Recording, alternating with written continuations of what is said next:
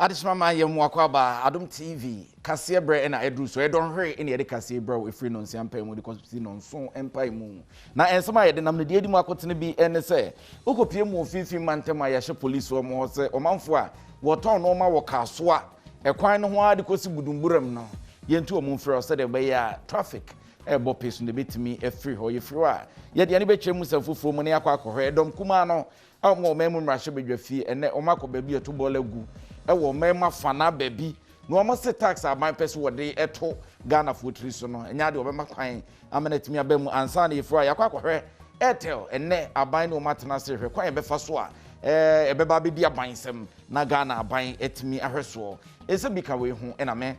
obidum bie kwaku edu kumi anwumre making kan ede ama ye na ye homra na afi ye mra ye ba ye bebo eransem no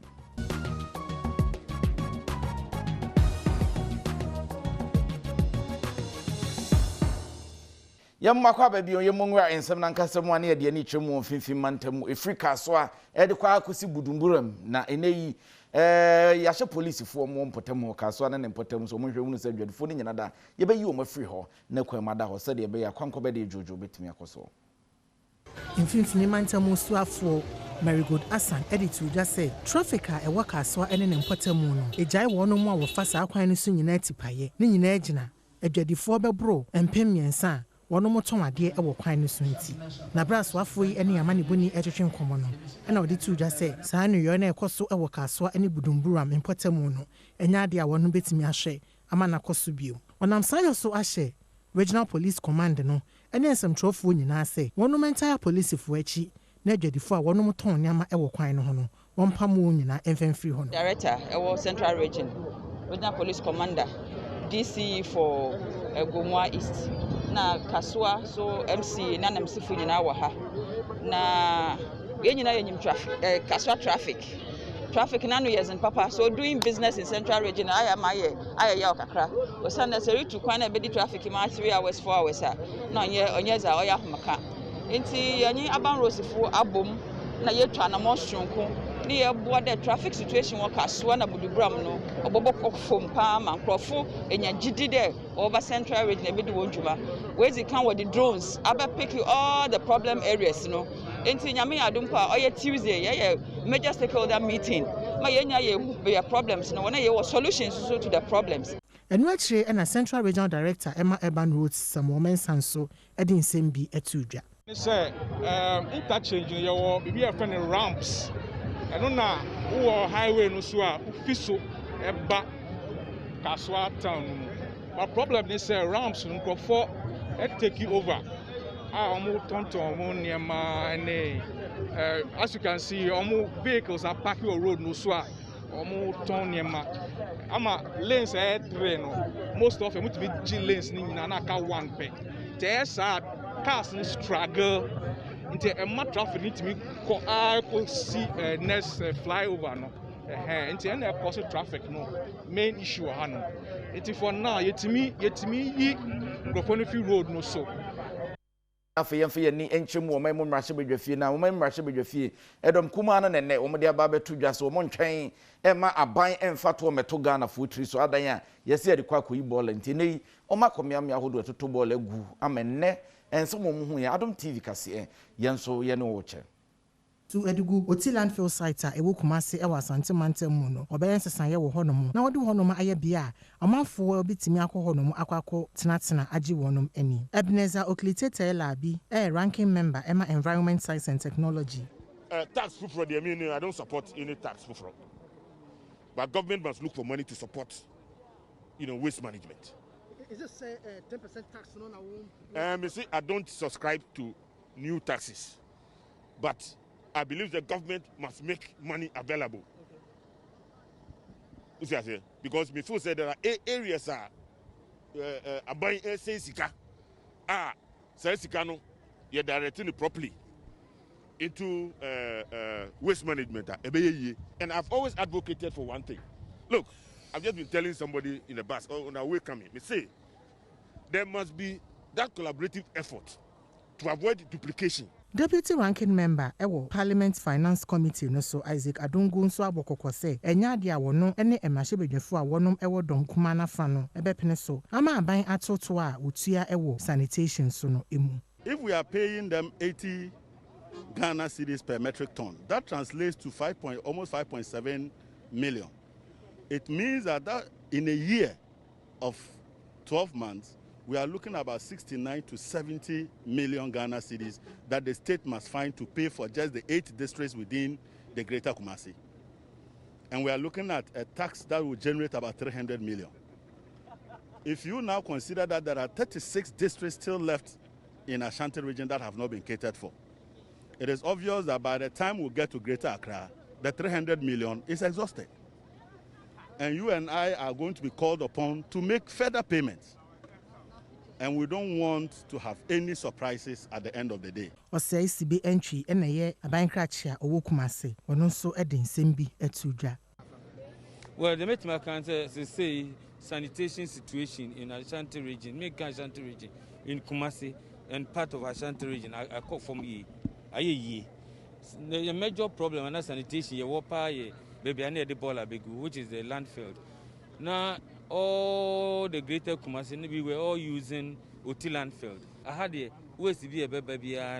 is being recycled. It is also problems are omati Uti nina face no adeja for omun face bi. Afeyamfe ani twemu ewola na okopiemu ewo ho a emabuno owola enwani abrese krodomo so mfa hu emene kase sebe enye kusibasa kakra oberinti no obefri kuntunu wofa nti neyi wani abrese wonsase a osusu se akodi asrafo nsem no wojewade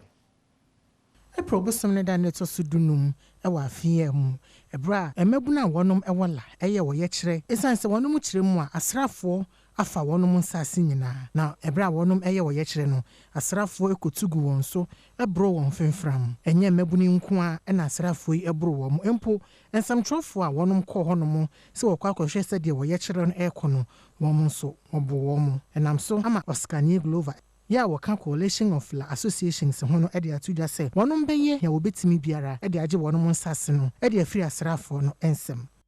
Our problem here is that the military is developing the land which does not belong to them. So we went there. We went there with our sticks. We went there with our stones. We went there without anything that was harmful to man. So we went in peace. But the military came there as if we were going for an Afghanistan type of war. The press was there and they saw it. The amount of guns. We have at least 2 gun bullets in our custody now to ensure that there was shooting at the place. In fact, it was the shooting that forced our people to run away. And then they started beating us. I was not among those who ran away. When the military returned, they met me and I also had my share of beating. You can see my thumb, how swollen it is. And I have marks behind me. So the military came there to molest us, to push us into our shells. We will never remain in. Oskani Glover essence weda ne di say nananom ahemfo a wonom wala traditional council eya ahoboa ene oswafo a wohwe lands and natural resources so akwakoye nhyiamu sene be ya santa wanta wa ababeda wo ene asrafo no entem no obetimi aso ano. Now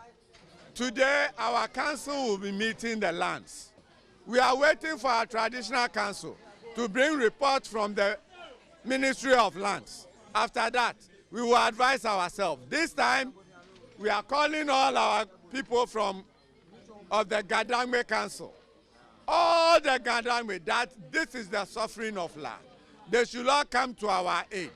And we will tell the military that they are to safeguard the country. They are not to molest us.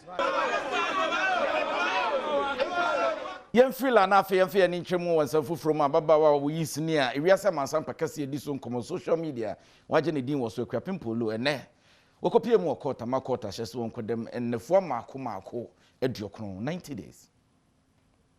twam eye abayo wa ne din ene Rosemond Brown dodo na enim ne din se AKUAPEM POLOO e de emfonyi bi ebeto abonten a na ye ne babema na ye na woda na emfonyi mu na AKUAPEM POLOO eyi ne hu nyina da e na okoto abofra nanim a woni ne twamfonyi na emfonyi beto abonten no enipa bebre e ne kaseti aye a eye eko ofra won ho child right e de asem no ekọ aseni bia se wonka asem no esanse e kame aye se eye AKUAPEM POLOO yi watietia ne babema no fa ho di so na ene e na asem yi wode ne ka ebe awie ya aseni bia no ahye se eye abayo a ne din ene AKUAPEM POLOO wonfa ne nkoto afiase eye abosome miensa se de ebe ya obetimi akosua bibi ewo ho no ebra asem yi aseni bia ekotena so na watwe mu wo hye se enka wonko hwehwe AKUAPEM POLOO eho enhwe se nyinsen wo honom de ananka asem no waka no foforo nanso wo wie ye na ebeda abonten se AKUAPEM POLOO enyam ne senti enei wo kyeremu a na owo ahoɔden se wokoda afiase enti na wahye se wonfa ne nkotum eye abosome miensa no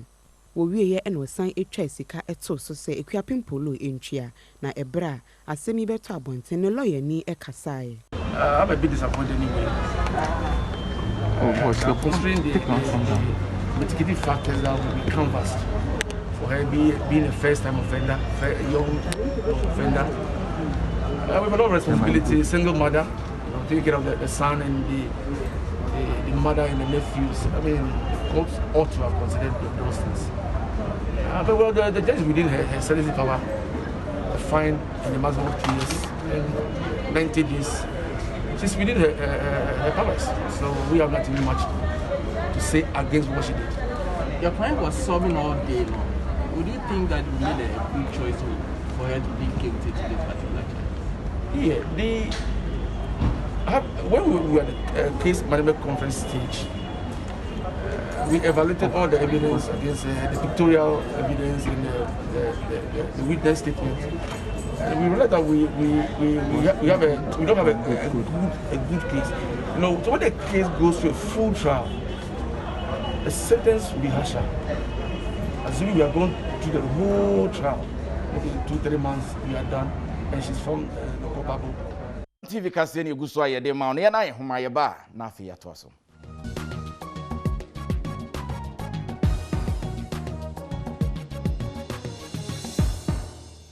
Adesmami Makwaba bi Adom TV Cassian Guswa Yakenkan Edmamo Yakuyanim dia, a could be a friend of Ghana COVID-19 Private Sector Fund. And now market common sase almost AC isolation center for Frokra, almost civilian crimes, say Kumasi Takra de, and a Miamia who do a hole and Omodio manager. Chairman Awada Technical Team Committee of Ghana Private COVID-19 Sector Fund no ano Dr. Justice Youngson ejesa adoyeya Ghana missions in Washington DC for abeye sene beya obetimi aboa no watu COVID-19 yare na se edi afri o man mu no e na wodi tu dwa se ekuo no edwendwene ho se wonu bekwa akosi isolation center CB ewo Kumasi Takrade ene Tamale wo kire mu asesika ya wonum ensa aka no wonum edibedi dwuma amemu ada honom na afi watimi nso abu ho akonta e de akere wonom a wode babedom wom no hospital yi bi ewo Kumasi ba ko Takrade ene Tamale no still a yeguso a ye boaboa ye ho Kumasi de no na eye next in line yame adom yakwa koye de se ye bebi a benya asase si ne ade nyina no yetumi aye ho enti se fundraising ne ade no mote yenka biom a ye besre se mumbo ayen na yentumi yenko wie no na yefiri ho a na ye de ye ni so akere Takrade ne Tamale ene be ye nyina ye contribution a ye betumi aye e de aboa oman no. Ambassador was signed so Chief Director at Ministry of Foreign Affairs and Regional Integration, Martha POBEE. Edia Seda PSC Emma Ghana missions in Washington DC. Se wonum edi se sika botene no ababeye adoye. Miadum sika awu waksane wakana adoye. Ghana for wa America. Ekika ye ti bubo mu se ye pe sika kakra ne de beboa Ghana yenuanum a ewa ha yare ya COVID-19 pandemic ya abai eku nipa na ese nyema bebre intino ye tutu yensa de bom sika wo munyaye ennenne wo mu de bre foreign affairs se yemfa ma COVID trust fund na wo mu si special hospital for infectious diseases nti ye de na sekesema yenuanum a wa bruchire ye stress ya wa amanoni nyina nya American kwa ye wa London ye wa UK ye wa Germany Japan Italy obia mamoden kakra ye benye bia kitwa bia nhwa na yemfa ma boa sika bia mo betimi aboa no yeso ye beba modern ministry ha ye besom na sene empanyifo ne kire ne sika bia beka wo mu nsa no wo mu hwesuye broni say accountability and transparency. Yanko Kenya's na kopiema Ola Girls Senior High School ewo Kenya's adesuafo no wo de adesede na eto omawofo anim sese kobase COVID-19 vaccine ne ba omupiemra monten omonko pane no na omomfa mo ho ban. Adesuafo a wono Ola Senior High School ye ewo Kenya's ewo hafomantam mu e de sansemi tudwa ewo abra NCC adwumaku a wonom ewo Asutifi North ene wonom ekofa COVID-19 ban pane no eho enchechire mu. Ankoda ye fasa akwanya no so e de afutuo ma adesuafo a wonom enyanya mfie du wo twese won hwe ne wanfa won ho anhye banbo pane adwumadi a ekoso onimu esanse ebetimi de ohawo aba wonom so. Esremu se COVID-19 aduro na aban obia nko na onkonko obi ensem na nkofo kakeka se owa ebe haw ena nkofo keke bi se oye 666 na aban enya no kure yesremu bia kwabonten na onkonko woni die bi se de be ya ebe boye ho ban free COVID-19. If you are not 18, please don't go for the vaccine. Even if you be 18 a day before the vaccine, please don't go. But if you are 18, please go and take the vaccine. There won't be any side effects. That will be too much. So Kenya school nya wo nose mask say Kenya je kwa school nya wo nose mask say nya pa nose mask say wo shi COVID-19 eyelele ankane no na yenti ne ma bi mu asefa yare ku bia COVID-19 aduro na aba no na sisi die omobo ya menya ntase pia fa ho. Reverend Collins Anam ene ye Asutifi North NCC District Director na bra wone Adom Kasiama ne boni Samia Sare etwetwe nkomo no ena ono so de afutu ema nkoda yi se nimdia NCC fo ede ababema wo mo no wo nso entoa so emfama wono mawofo wonamfonom ene abusuafo nyina se na ebe ya COVID-19 banbo pane ne hu nimdie no obia ebenya bie ya yemfo na kasa the Jawatsia for vaccines no hono woma wa ofu ina wanta sna so dudu bebre na wonye dam opportunity afi wonu anuma a we ha so at the moment e be share school no sana ha double track system woma ina wanti ya ko ensafo from the osafo ne hwede obo hu nsem so wo mai emu kwadwo opon kroma de atodwa si nyina yenka ya adwene mpamo yenhwe kwan ya yebefa so a to da bia normal bia e bada obo krata mu radio so TV so a emmoa wo man no yebetimi esi anokwan. Ebra abemu mpanyimfo bi ene Ghana nsenthrofo adwumayeko mu mpanyimfo ehia a odwendwen akwan ahodo a obesi afa eyine ene mabone a ekoso ewo kasafonyini so ene radio station ahodo so no eye osoafo a ohwe amane ebo ho nsem so kodwo ponkroma ede nsem eto mpanyimfo yenim se emra a ode ebeba abemu ebeye adwuma ene gisa asoe ahodo akani nada eka wontam bom na utimeboa ema adwuma no ewie peye. One such threat is the sharp rise of content described as unwholesome or inappropriate by various segments of the Ghanaian society that are popping up on our broadcasting platforms. These include but are not limited to the constant portrayal of money doubling on our television, the regular seeming promotion of social vices and even sometimes criminal activity, including ritual murders, pornography, and advertising of unapproved products on our broadcasting platforms. It's for these reasons that we have invited you to join us as we find common page on which regulators like the NMC and the NCA, the National Security Secretariat, the Bank of Ghana, which is in charge of our currency, and others can collaborate and deal with some of the emerging challenges that are being piped through broadcast platforms.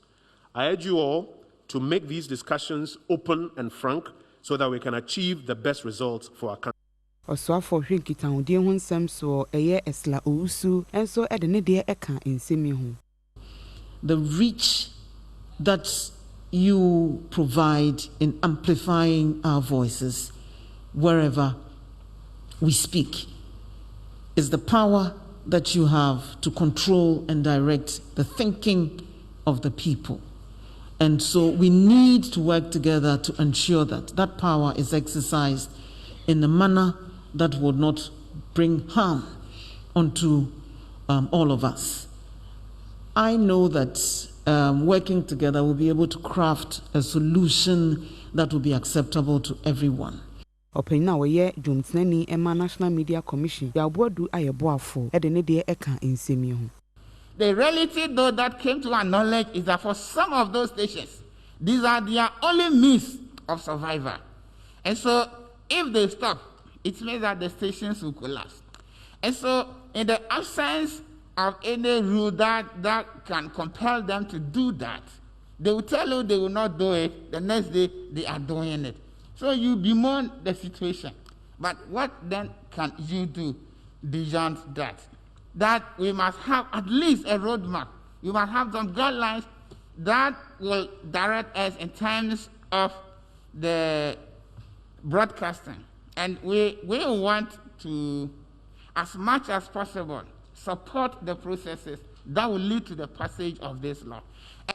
Yanko atebubu amante ukopimo a ensema betodwa ene sempre wanyin san amana homne so mpotemo na sansemi panyimpa won ne hwempom de mo nsam so ewo ho na Adom TV kase ne twetwen koma sansemi wode ato yanem.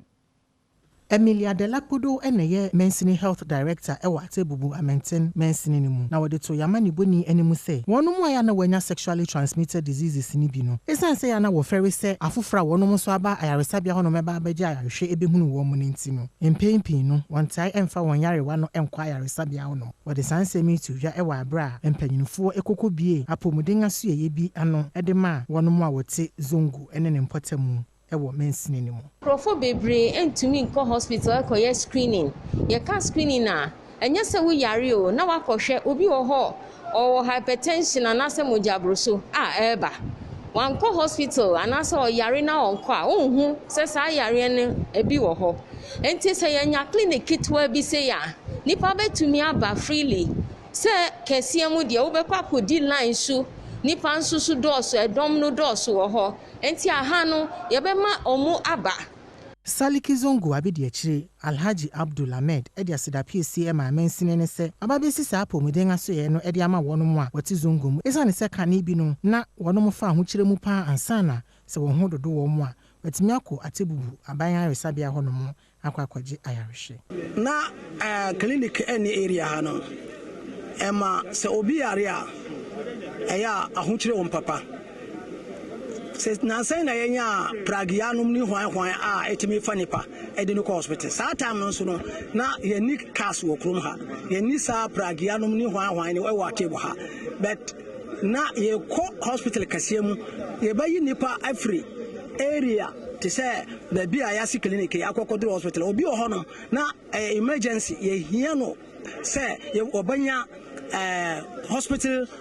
attendance wanya ntu etimemba obitimi hwere no kwa wakwan so Eduardo Wusu na ye aban krachi a owo atebubu amenten na ono so ede afutu ema apomuden adwumayefo se asoye a Mensini no ababesi ama wo mu no wonom enhwe so yie so woni apomuden a wontimi nya adwuma kra na assembly na anya tax afro mu hode ayemponto adwuma enti apomuden de oba municipality mu ha ye project ay nyina na apomuden ko ye almost 60%. Send beya nipa no benya ho den na waye adwuma amagana fo nyina anya aduan no bi adie yansa na ye homra na afa ye meto so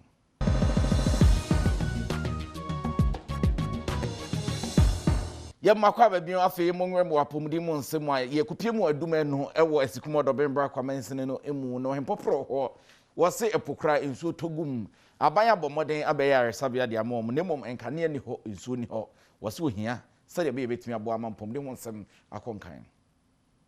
a chip compound esikuma odobembra Mensini no si sa de hia ewo breman adumenu ene mpotemu aha ene ombeji ayarehwe na ye be kurum no kurani na nanom ne omanfo ohani age pa se dan fefefe ti sei assembly na be si esi hanamum omwo adesrede na asarbedi akontoso mienu oye hene ewa hadesrede ne se wo hwe ha se atene ho kakra fi kurum omo ne be yi asase omo tiase ne mum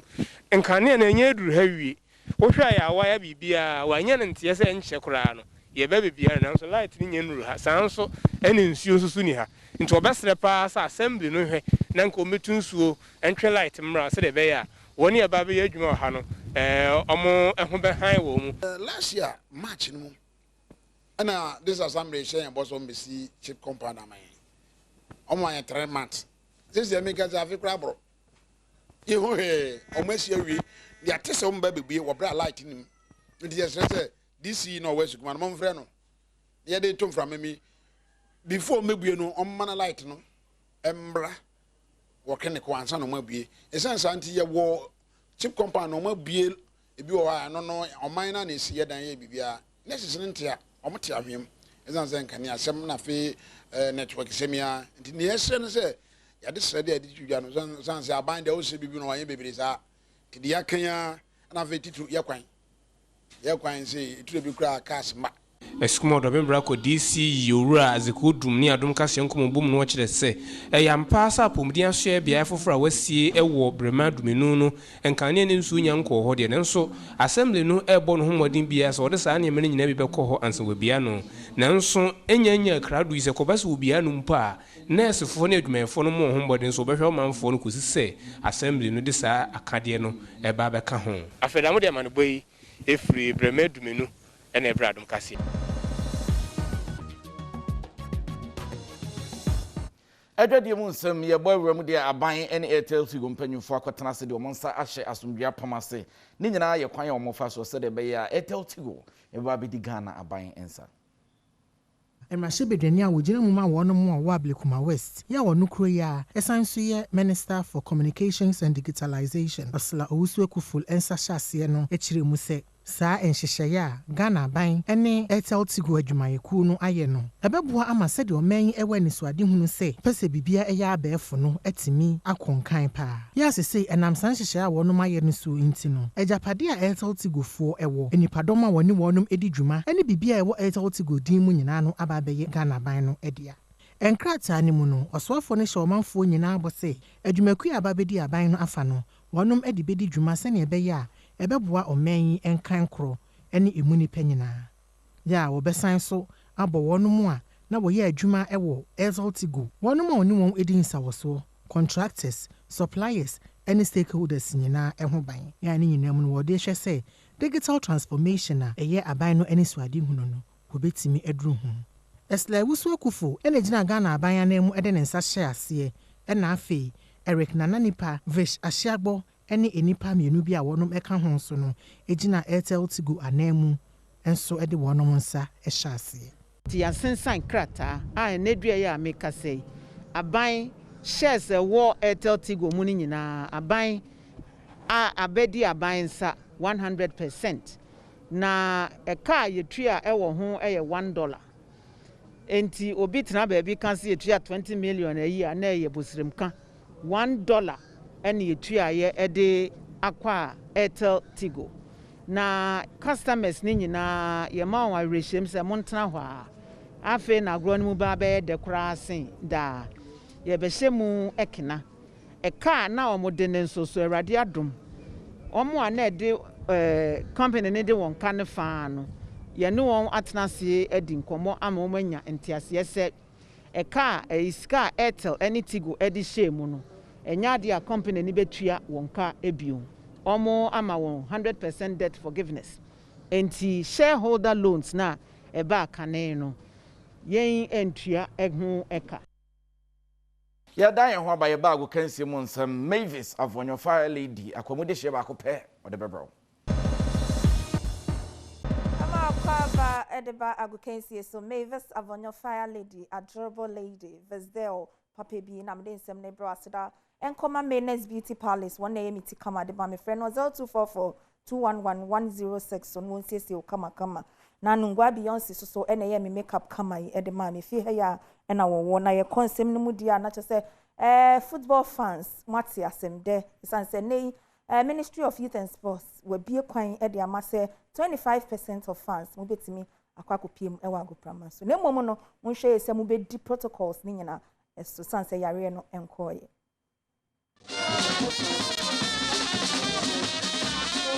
Achitafo a esan covid yade ni nti ye bra wo mu agopama hodo nyina so no ene yi asoya mo na hwe agodie ni mmabu no so abonkra ta tintintin dia betu ya wo kire mu se ene efiri ho koi wo ma achitafo yi kwan ena omo de omo ni akira agopama hodo no so akota wo bobo ku achi oha mo nchichemu adionunum ene nipa ye hwe ni mu se bra ye bie pono so mo fa mo ni chi agopama isu yi omo kopie mu na obi bia wo kobie no empenifo bodo mo suko no mo di covid enhyehyɛ no so.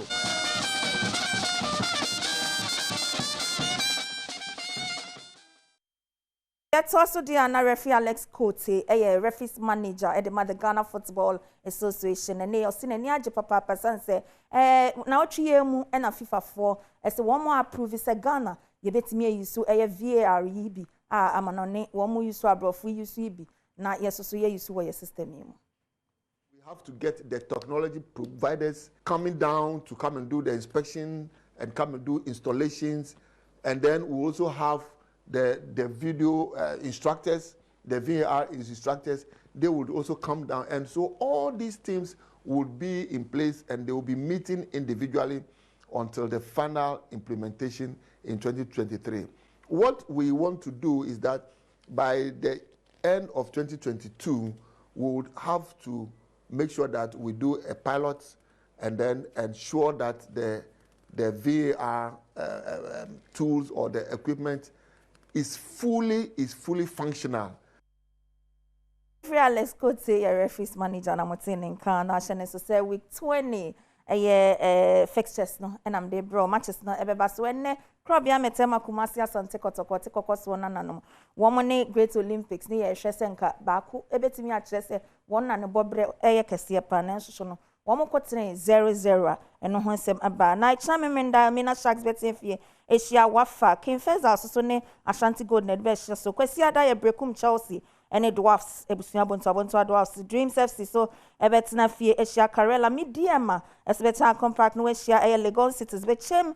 so United ni Adriana Stars ene be hia na chese 11 wonders so any Liberty Professional Accra House of Folk never say die until the bones are rotten. Nyankontomrantia no subeshia inter allies na bibia akonkan na yanko ema league ne so match say second round no e so matches ne mu aye de bomodian akọ match venues ni bi na kọ games na northern zone ukopie mu dia Fabulous Ladies better facial Supreme Ladies na Pelpia Ladies so any Ampem da Kwan Ladies share Prisons Ladies so any Ashton Ladies na Kumasi Sports Academy any Northern Ladies so adia so obaya shiemu ha ye the Southern Zone dia now, please, ladies, ni Sea Lions, the best.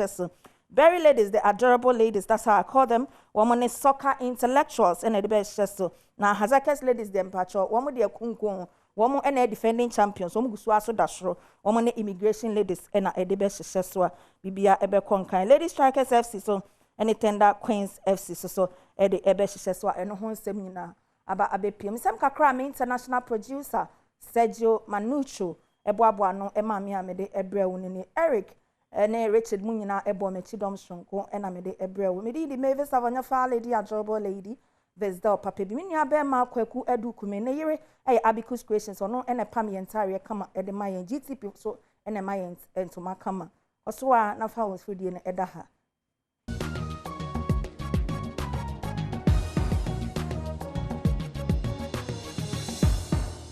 TV so ho ne de ani eche ne yi enkwada wa muko school no ya cha omum mienu ibi kwa no pa ne bi akwawia essence o mabo afi so ho dodo aba omu egu abonten omu ehwe ani mu se JHS2 fo no ebepon nondu ebaako no mo so atimi akwakosuade ewum se emromode epon no enyemra Ghana Education Service for ahyehyɛ de nenso so enam enkunya omu enienti ediso mu miomani emenkura ni nyina etimi suade Madam Priscilla akohene mensa eye opanyinipa wada school ya no okirema emofra ni bi afa shift system a omo ekono ho emfa ma school entem enunti wo hwɛ ani mu se empanyinfo beboa ama shift system no afiri ho kra ya pese mofra ni nyina ba school efi anopa ekosi ewiano na ye shift no o hwe ye compound ya ekwan da ho ti u control mofra no ewiane anopa na eden pa mitimi hia abofra bi eduru be bi ame ankasa nya obia na minim no ba wo hu se wa ye late ubisa na se madam ibe ewia wo so ne nsa obekọ hwehwe ubisa class ba hwehwe mu no na owo form 2 enso o se owo form 1 enti se enkonwa no yenya bia mu ka ho na yetumi srɛ classrooms no eno so yasrɛ assembly omo so ahya yebo sɛ omo de bi bɛka ye ho but yebetumi anya temporary structure na ye de support a na yenya nkonwa no nso bɛyɛ sɛ 100 bio ɛka ho a ɛne yebetumi ama omo nyina ba no pa. All students at the school appear in Kunyama Kumakoha at the Abre school say, Wamonye, now how or more air famuno as so empty. Openina would be a domianim Ura Samuel Ochre. Schools no. Energy the moon some money about Eddie Rana Ansan and make house Abicus creation, Ubichi Chobe Pam Amana Fatawa Tadibia for Abicus 020 151 3275 151 3275. Idiam just saw you Obidumbi Kwekwedu Kumikofi Mole. Enyum tuni enne na woda happy birthday Kofi Mole nene celebrities o machedo e de ache Kofi Mole yadamase. It's never a sickness. No one is abnormal, like we are all pepe. Happy birthday to you. Kasahari ni mtini Kofi Mole eko Autism Awareness Center ewo hachu ewo nkranhanom ene enkwada wono mewo autism ebo mu edi na woda no ene odi tu dwa say autism enye yare ne mu eyetibia enipa FM. This the time I was say you just say you see friend cry no who so be autism you say nsuo ba or yare for you say you kwaji ni free boss ho ne ade hwe ni ho sa mu nyina ye pege say yakopon bo mu different to say obi so autism know how to relate with the person. Ko honom ene won kubo mu di na woda no wo de niam bi ekokoye nkoda yi adoye ene wonum ebo mu edidi. God this year this art like it's crazy. You see a mat and crana na ye bibi I really see a beat. The experience was so nice. You are drumming, you are bunching, you are diasa, you are having fun. You actually I would like to be here more times because yeah,